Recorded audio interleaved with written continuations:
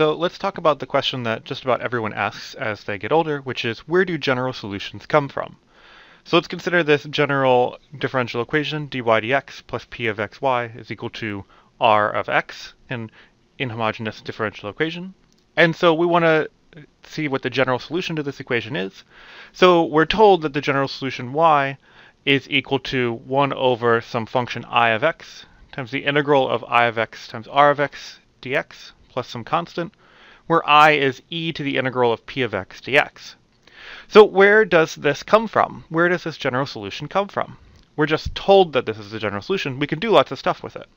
So the hint is that this comes from using integrating factors. And so let's see where this comes from.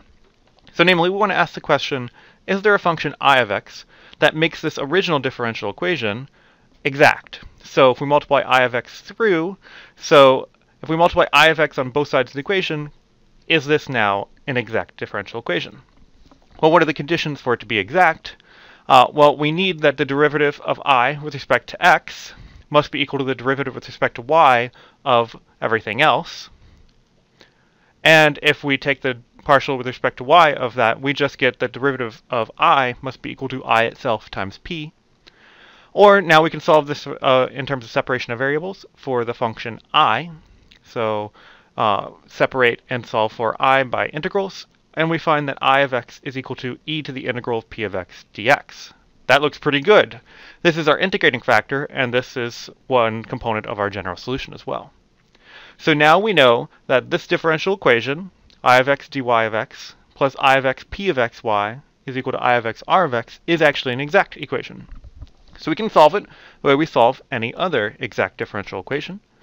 So to find a solution, we first want to rewrite it maybe in a way that looks a little bit more like an exact equation. So let's move the I of x, r of x, the inhomogeneous term, over to the other side and combine it with the y term.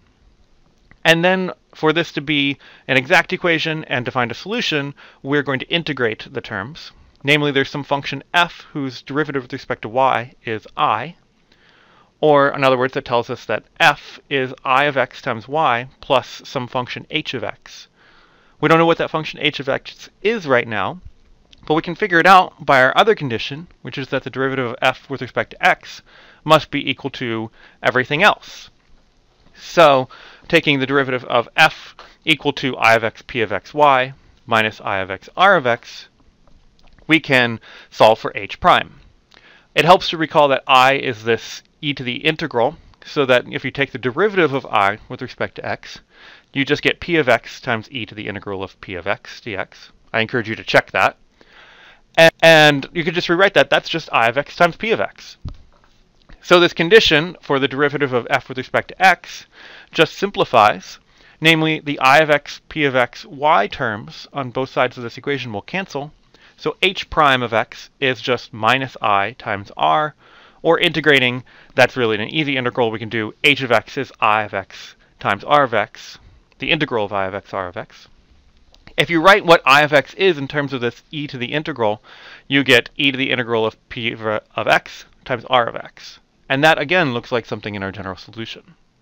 So altogether, our solution to the exact equation is I times y minus the integral of I times r dx is equal to some constant. That's what exact solutions look like. We just solved this now for the function y of x. The solution, we get y is 1 over I times the integral of I times r plus a constant. Or we plug in for I, what I actually is. We get e to the minus integral of p of x d of x, integral of e to the integral p of x r of x plus a constant. Or, in other words, this is just the general solution that we were told was the general solution. So there it is. That's where it came from. It just came from exact differential equations and finding the appropriate integrating factor. So I hope this explains a little bit about where that factor comes from.